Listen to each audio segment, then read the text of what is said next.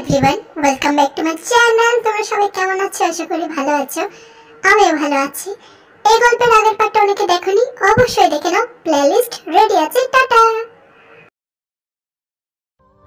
সবটাই আমার মার দিদির কাছে আমার জেদ বশত শোনা, তবে সবকিছু বিবরণ নিখুঁতভাবে দিতে পারবো না। শুধু যা মনে আছে তা দিনের পর দিন আমাকে যা আঘাত দিয়ে যাচ্ছে সেটাই বলতে পারবো। বেশ, ওটাই বলো তুমি। আমার মা আর মিস্টার কাই এক অপরকে ভালোবেসে বিয়ে করেছিলেন। প্রথমে আপত্তি করলেও পরে নিমরাজি হয়ে বাবার পরিবারে মাকে মেনে নিয়েছিলেন।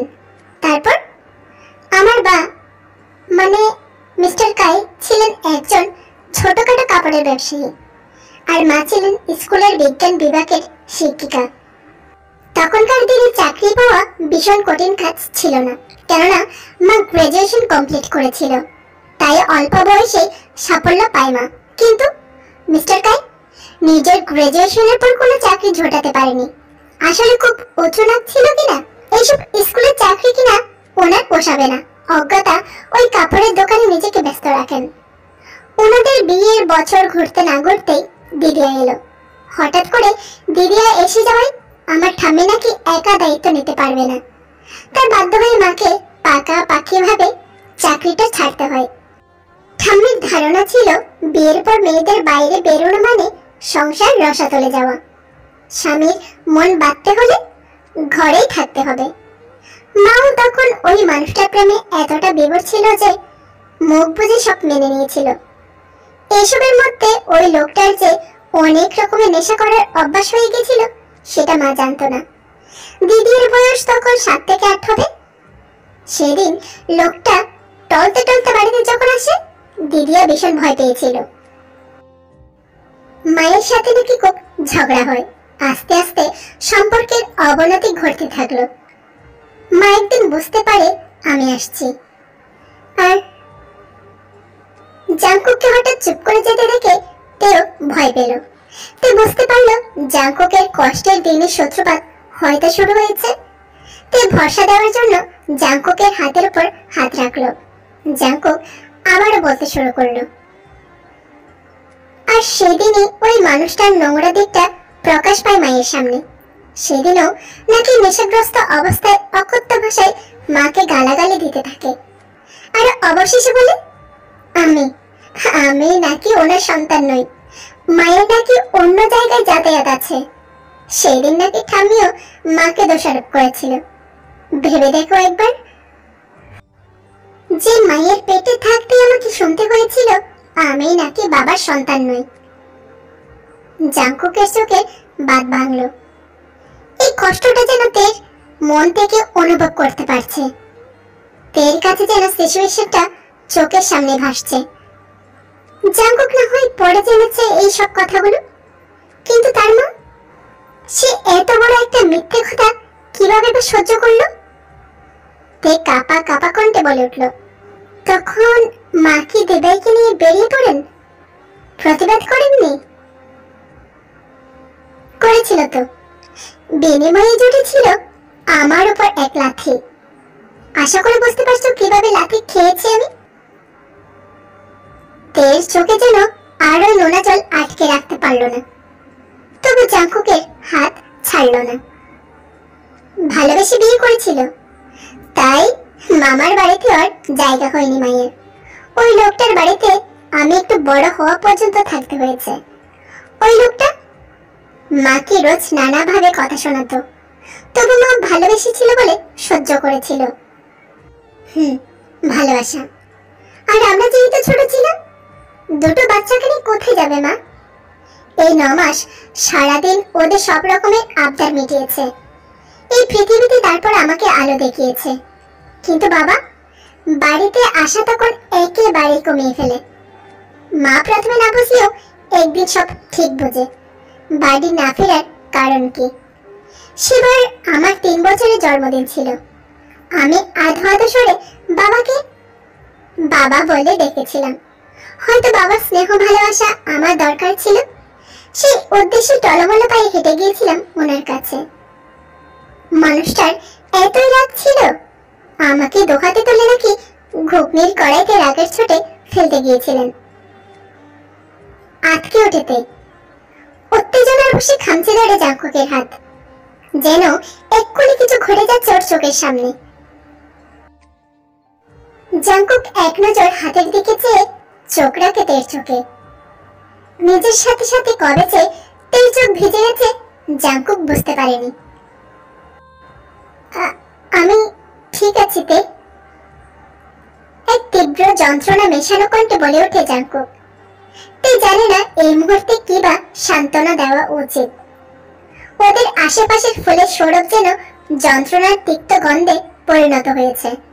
তে শুধুই এটাই ভাবছে, ওই দুধের শিশুটিকে আরো কত কিছু সহ্য করতে হয়েছে। এরপর কি হয়েছে? সেদিন ওই গরম ঘুগনির কড়াইতে ফেলার আগে আমার আরেক মা, হয়তো তাকে কখনো মা বলে ডাকিনি আমি, ওর করা এক ভুলের জন্য হয়তো রেগে আছে। ছোটবেলা থেকে আমার মায়ের পরে তাকে মায়ের আসনে বসিয়েছিলাম আমার দিদিয়া। হ্যাঁ, সে ছিল বলেই আজ তোমার সামনে আমি বসে আছি। মা তখন বাড়িতে ছিলেন না, একটু কাজে বাইরে গিয়েছিলেন। ফিরে এসে দিদিয়ার হাতের মাঝে আমাকে কাটতে দেখে ভয় পেয়ে আটকে ওঠেন মা। আসলে দিদিয়াও ওই লোকটাকে ভয় পেত, তাই প্রথমে আটকাতে পারেনি। পরে যখন আমার আঘাত লাগে আর কাঁদতে শুরু করি তখনই এগিয়ে আসে। আর মাও ঠিক এই মুহূর্তে দৃশ্যটা দেখে কোনো কিছু জিজ্ঞেস না করে বেরিয়ে এসেছিলেন আমাদের নিয়ে। মায়ের ধারণা হয়ে গেছিল আর যদি ওই বাড়িতে থাকে তবে আমি বা দিদিয়া কেউ জীবিত থাকবো না। কিন্তু এরপর কোথায় যাব সেই বিষয়ে কোনো ধারণা ছিল না তার। কোথায় লেগেছে, কোথায় লেগেছে আপনার আঘাত দেখি? ছি, একটা মানুষ এতটা খারাপ কি করে হতে পারে? ছটপট করতে করতে জিজ্ঞাসা করলো তে, সাথে খুঁজতে শুরু করলো কোথায় রয়েছে সে চোট। এই তের তো ওর প্রতি কোনো ইন্টারেস্ট ছিলই না, তবে আজ এমন ছটপট করছে কেন? জাঙ্কুক বুঝতে পারলো না, তাই বিষয়টা এড়িয়ে গেল। আছে কোথাও, যার কাছে আমি একটা ভুল, তার কাছে এসব কোনো ব্যাপার না তে। মা ঠিক করে মামা বাড়ি যাবে, নিজের ভুলের ক্ষমা চাইবে, সে মতো গিয়েও ছিল। তারা কি আপন করেছিল? যদি জীবনটা রূপকথার মতো হতো তবে হয়তো প্রথমে বকে জকে তারপর আপন করত, কিন্তু তা ঘটেনি। মামা মাকে ভীষণ বকাবকি করেছিল। আসলে মার বিয়ে নিয়ে মামার রাগ ছিলই না, রাগ ছিল মা চাকরিটা ছেড়ে দিয়েছিল সেই জন্য, তাই আপন করেনি কেউ। মা যতদিন শ্বশুর বাড়ি ছিল ততদিনে দাদু দিদাও গত হয়। মায়ের শেষ ভরসাটুকু চলে গিয়েছিল সেদিন। এদিকে আমার শরীর খারাপ হতে শুরু করে, জ্বরে গা পড়ে যাচ্ছিল, তার উপর ওই লোহার কড়াইয়ের আঘাত। মা যেন দেশে হারা হয়ে যাচ্ছিল। দিদি আরো বয়স তেমন একটা তো ছিল না, বিশেষ বড়ও তো হয়নি। মা মামা বাড়ি থেকে বেরিয়ে তাদের বিশাল গেটের সামনে বসেছিল। হঠাৎই একজন এলো, সে ছিল মায়ের এক দাদা, দুঃসম্পর্কের দাদা। সে চিন্তিত মুখে দাঁড়িয়েছিল। হয়তো সেদিন মামা বাড়িতে কোনো অনুষ্ঠান ছিল, সবাই ইনভাইট ছিল মা ছাড়া, তার বাকিরাও উপস্থিত ছিল। তে যেন এবার একটু সাহস পেল, কিছু একটা বুঝতে পেরে বিষণ্ণতা কাটিয়ে বলল, তোমার ওই মামা নিশ্চয়ই সাহায্যের হাত বাড়িয়ে দিয়েছিল। হ্যাঁ সূচক মাথা নাড়ে জাঙ্কুক, তারপর পাশে পড়ে থাকা একটা ফুল হাতে নিয়ে সেটা দেখতে দেখতে বলে, মামা তো আমাদের আলাদা জায়গায় থাকার ব্যবস্থা করে দিয়েছিলেন ঠিকই, কিন্তু আমার আর দিদির পড়াশোনার দায়িত্ব শুধু মামাই নিয়েছিল। আসলে মা তো সবেতে কোনটা বোধ করতো, কারণ ওই মামা তো আর নিজের ভাই নয়। পরে জেনেছিলাম উনি নাকি আমার মুখে ভাতের কাজটাও করেছিলেন, কিন্তু মা তখন ওনাকে কিছুই বলেনি, তাই উনি এইসব জানতেনই না। দিন এগিয়ে যেতে থাকলো, মার চাকরি করতে চাইনি। বাড়িতে আমাদের পড়ানোর সাথে আরো কিছু বাচ্চাকে পড়াতে শুরু করেন মা। এই দিয়ে আমাদের খাওয়া দাওয়া চলতো, আর মা দিন শেষে অল্প কিছু টাকা জমিয়ে রাখতো আমাদের তখনকার থাকার যে ঘরটা ছিল সেটা তোমার বাবার বাড়িতে যে রুমে তুমি থাকো ঠিক তেমনই। তাই তো মনে পড়েছিল তোমার বাড়িতে গিয়ে। বুঝলাম।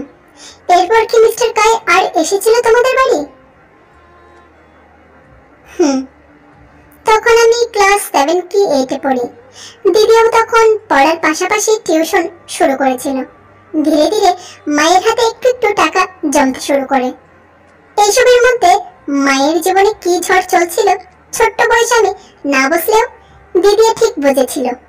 দিদিয়া হয়তো তখন উচ্চ মাধ্যমিক দিয়েছিল, রেজাল্ট বেরোলে কলেজ উঠবে।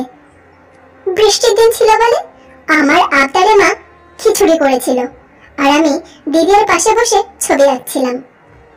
আসলে আঁকার প্রতি আমার খুব ছোট থেকে নেশা কাজ করত। পয়সার অভাবে সেই শখ পূরণ হয়নি, কিন্তু আমি না শিখেই ভালো আঁকতে পারতাম। এই কথাগুলো বলার পর আমি তোমাকে সেই সব ছবি দেখাবো। মানুষ আঁকার থেকেও তার পরনে যে ড্রেসটা কেমন হবে সেই সব নিয়ে থাকতো আমার মাথা ব্যথা। মাঝে মাঝে দিদির কাছে হেল্প চাইতাম, আর সেদিনও সেটাই করছিলাম। হঠাৎ তীব্র বর্জাঘাত সমেত ওই মিস্টার কাই এসে উপস্থিত হয় হাতে কিছু কাগজ নিয়ে। আমি তখন জানতামই না উনি আমার বাবা ছিল, তবে রক্তের সম্পর্ক তো কথা বলে। সেবার নিজের অজান্তে আকার খাতা ফেলে ছুটতে গিয়েছিলাম ওনার কাছে। উনি যেন খিচুড়ি খাইয়ে দেন সেই আবদারও করেছিলাম, কিন্তু ওনার যে দয়ার শরীর নয়, আমাকে দেখেই নাকি ওনার মাথাটা গরম হয়ে গিয়েছিল। ধাক্কা দিয়ে ফেলে দেন আমায়। আবারও আঘাত প্রাপ্ত হই আমি, আর সেটা গিয়ে লাগে একদম বুকের পাঁজরের কাছে। সঙ্গে সঙ্গে শ্বাসকষ্ট শুরু হয়। দিদিয়া তখন আগলে রাখতে শুরু করে, আর মা তাকে দেখে ভুলে যায়নি আগের আঘাতগুলো। সঙ্গে সঙ্গে বটি হাতে এগিয়ে এসেছিল। একজন মা প্রয়োজনে কতখানি শক্তিশালী হতে পারে তার সন্তানের জন্য, সেদিন আমি কষ্ট অনুভব করতে করতে ওটাই দেখছিলাম। বাকি সব বড় হতে হতে শুনি, কিন্তু সেদিন মায়ের আঘাত দেওয়ার আগেই ওই লোকটি মাকে আঘাত দেয়। কিভাবে? বলেছিলাম না কাগজ নিয়ে এসেছিল, সেটা ছিল ডিভোর্স পেপার। আর উনি কোটিপতির মেয়েকে বিয়ে করছেন শীঘ্রই। ওই মেয়ে নাকি এই পেপারসের ব্যবস্থা করে দিয়েছে। শেষে ওই লোকটা নাকি বলে গিয়েছিলেন দিদিয়া ছিল ওনার মাথার বোঝা, আর আমি একটা ভুল। মাকে বিয়ে করে তার জীবন নাকি নষ্ট হয়ে গিয়েছে। ব্যাস, ওই মানুষটার কাহিনী আমাদের জীবনে ওখানেই শেষ। চোখের জল মুছে জাংকুকের হাত দুটো আবার ধরে নেয়। এরপর কোটিপতির মেয়ে ওই গরিব লোকটাকে কেন বিয়ে করবে? আর তুমি সুস্থ হলে কিভাবে? আর আজকের এই স্বপ্নময় ক্রিশ্চিয়ান সৃষ্টি হলো কিভাবে? জাংকুক একটু হাসে, তারপর নিজেও তের হাত আগড়ে নেয়। আমার ছোটদের জন্য কি বলতে হবে আমি জানি না, তাই তাদের আমি কিছুই বলতে পারছি না। আমার বয়সের বড় অনেকেই আমার ভিডিও দেখে, তাই তাদের কিছু বলতে নেই আমার। তারা সব বুঝবে। ফ্রি জ্ঞান দিচ্ছি মনে করবেন না কেউ। আমার দুটো কথা মনে আসলো, আমার সব সমবয়সীদের কিছু বলতে চাই। দেখো, অনেকেই টেকুকের বিয়ের পর ফুলসজ্জা দেখার জন্য উতলা হয়ে আছে, বাট সব স্টোরিতে একই বলে কি করে হবে? যারা ফুলসজ্জা দেখতে চেয়েছো তাদের জন্য সরি। আসলে কি বলতো, শারীরিক সম্পর্কের আগে বন্ধুত্বটা করা প্রয়োজন। শারীরিক সম্পর্ক একটা সময় মানুষের ভালো না লাগতেও পারে, কিন্তু বন্ধুত্বের মায়া জীবনেও কাটানো সম্ভব নয়। আমি অন্তত তাই মনে করি। আমরা কারো জীবনে হঠাৎ করে প্রিয় হয়ে উঠতে পারি না। সবকিছুর আগে আমাদের অপর ব্যক্তির সাথে কথা বলা প্রয়োজন। একে অপরের সাথে চুপ করে থেকো না প্লিজ, যে কোনো ব্যাপার হোক। চারপাশে দেখছো তো ইন্টারনেটের ব্যবহার এতটাই বেড়েছে যে একে অপরের সাথে কথা বলার সময় পায় না। আর এই সময় না পাওয়া, কথা না বলা মানুষের জীবনে খারাপ ভাবে প্রভাব ফেলছে। এই খারাপ প্রভাব কি কি যে হচ্ছে ভেঙে বলছি না, অনেকেই খারাপ ভাববে হয়তো। যাই হোক, আগে প্রিয় হতে গেলে বন্ধু হয়ে ওঠো, কথা বলো। টাটা।